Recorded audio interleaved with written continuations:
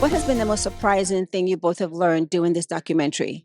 I think the most surprising thing is how secretive guardianships can be in America, and how many families really are dealing with this issue. Wendy Williams is just, one of the most famous people that's been put under a guardianship. There are thousands of other families in America that are dealing with this kind of all-powerful guardianship that comes into your life and can separate you from your family. So that was a real discovery for us. And it's not something we expected to be, telling in this documentary, but we continue to find more and more about that. And I hope that this documentary can serve as a catalyst for change, to call attention to some of the potential abuses that occur with guardianships. Yeah, I was just gonna say the same note that I found it unbelievable that a child couldn't see their mother, and now it's been a year, doesn't know where she is, can't call her, can only wait for her to call, doesn't know how she's being treated, what her health care is. How is that possible? Like, how is that okay under a guardianship? And I think that was shocking to me. Um, It takes a lot of courage to do what you're doing, putting this documentary out there and doing that. On a personal note for each one of you, what has impacted you the most of everything you're doing with this documentary? If there's one thing you take away on your own personal note, what would that be for both of you? I mean, for me, it's the kind of indomitable spirit of Wendy Williams, that just the power of that woman and her ability to harness emotions and tell her truth and just be this incredible icon like that. You can feel it. She jumps across the screen, even in her most dark moments. And I think that this film has only increased the love that people have for her. Yeah, I would say the same thing. I was so surprised by the reaction and how many people watched it, how many people cared, how concerned her fans were. It was extraordinary. And I was really moved by that. And I just all this little team that we cared so much for her and we wanted to tell her story, which was so painful at times, the most sensitive and thoughtful way. And I really hope that we achieved that. Well, congratulations, Pete, for doing an amazing job and sharing the story so that people can come away and learn something. So thanks so much. Thanks again. Absolutely. Thank you. So I am really intrigued. What did you find out about yourself doing this particular role? I mean, this is so incredible, and I can't even imagine how you prepare for something like that. But what did you come away with? Well, I think I was. What did I find out about myself? Yeah. Well, I can learn lines. I had a few to learn. I had to kind of be able to show up fast. Um, I think that there came over me a kind of a trance, and that was helpful to get through. We didn't have a very long shooting schedule, but we had enough days if everything went well, and and to stay inside the whole zone of him and everything, I had to find that I could enjoy it, and so you stop being judgmental about this person you are, and you just are flying free. It's interesting because you said something really important. You had to take yourself out of yourself in a sense.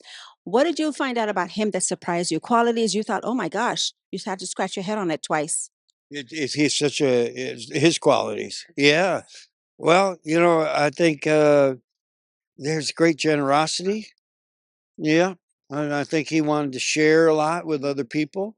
Uh, some of it was manipulative. He wanted to share with them so that he owed them something, or but maybe he just like really enjoyed having giving everybody a good time. And he had this place called Moselle that was down kind of a playground for hunting, fishing, and he thought that was about what everybody should want to do, and take them down there and share it with them and everything. So, that was there was a lot about that life that was, you know, uh, gave a lot of joy.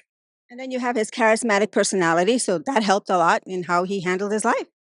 Yeah, he does. Yeah, there was a level of charisma that he must have had that, he kept everybody bubbling. I think there was you realize in some of that court disposition, maybe it wasn't always pleasant all the time because it was a little bit too manic or something. But yeah, so Yeah, yeah. I think there's some. Yeah, you're watching this movie. You're rehearsing your own life. You're thinking about what do I lied 2 days ago. I can't believe I lied. Why did I bother lying? And then I had to cover it up. And then guess what? I forgot it was a lie. Well, thank you so much. Wonderful job. And I'm such a fan. You did a great work. So, yes. Thanks. You're involved in a very, very impactful story. Many things you could have chosen to be involved in. What was the motivation for choosing this particular story to tell? I work for Lifetime, so I've felt that Gypsy's story is really the epitome of a Lifetime story. It's fundamentally a very flawed mother-daughter story, and it is a story of a woman who overcame just unbelievable, harrowing circumstances, who made mistakes in how she got out of that situation, but owns those mistakes. And it's just a raw, I mean, stranger than fiction, unbelievable story. And I think we root for Gypsy, but we also understand she's made mistakes, and yet applaud that she owns those mistakes. It was just so representative of so many tenets of Lifetime, and allowing her to tell her story the way she wants it to be told was the core essential reason for doing this. Yeah, and I'm with the studio, and this started as a development project when Melissa Moore, our partner, came in with having already built a relationship with Gypsy. And when she came in and said she had Gypsy on board, I was familiar with Gypsy's story and really, really wanted to be able to hear the story directly from Gypsy at this point in her life. That she had now been in prison for 6 years and for the first time had been developing her own voice.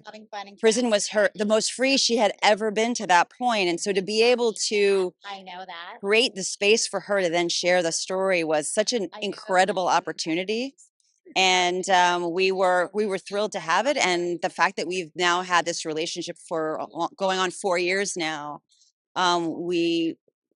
we're just honored to be the people that she chose to tell her story through.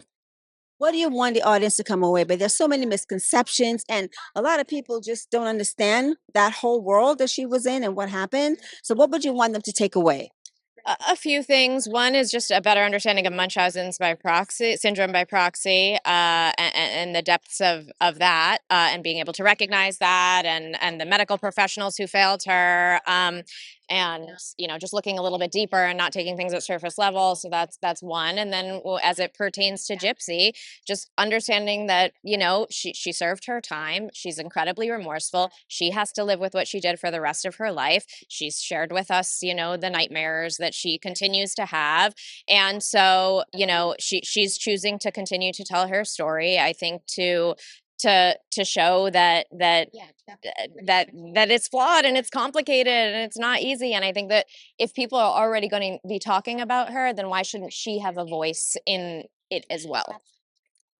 Absolutely. And I think what people will learn is that everything that they are reading in the media, it's not the story. She's a fully dimensional human being who has a past experience that almost no one on the planet could possibly understand. And she is she just wants the same things we all want. She wants to be loved. She wants to enjoy life. She wants to have a family, all the things that we all want. And she's complicated, but so are most people, right? And be judged so quickly. So, for sharing the story, what she's done to trust you to it is quite a testament. On a personal note for each one of you, what did you come away with, each one of you, that you can go home and go, wow, I learned this about me? What would that be for each one of you? That's an amazing question. I mean, it makes me, I'm a mother, I think that there's no way to look at Gypsy and not just put yourself in both of their shoes. How could a mother do this to a child, and how can we expect her to be able to to do things perfectly when the person who you're supposed to trust the most, when the person who's supposed to teach you security, did the exact opposite. And so it's just, I mean, just an intense, like, evolving compassion and empathy for the whole situation, and then just squeezing your own child a little bit tighter, because she's not the only case of Whether it's Munchausen syndrome by proxy or some other form of child abuse, like these things happen in the world, and we are creating, and it creates people who are traumatized walking around. So we all could do with a little bit more compassion. All of that, and I think what it does is it inspires me at how resilient the human spirit is, how resilient the human spirit is, that you can go through what she's gone through, be a person who's got such a positive outlook, who is haunted on a daily basis by her past and her decisions, yet still has such bright hope for the future. And it's just like the resilience of the human spirit is just indomitable. And it's a nice reminder that we can all stand up on our feet when we fall down. So I want to say I applaud you to be out here doing your thing. And what do you want the audience, the people out there, to really know about you and what drives you to keep moving forward in your life right now? I think that I've always had a hope in my heart for a better future for myself. And so I really hope that people take away that, it doesn't, your past does not define your future. You can make mistakes, grow from it, learn from it, make yourself into a better person going forward. That's what I hope people take away from it. What has been the most interesting thing you've learned about this journey for yourself, where you can stay at night and go, wow, I've learned this about me? What would have been for you? I think that for me, I learned how resilient I am and determined. I have a strong willpower. If I put my mind to something, I go for it. Well, I think you are an inspiration. I appreciate that you're here talking with us. And once again, I applaud you for what you're doing, and have a wonderful time tonight. Thank you so much.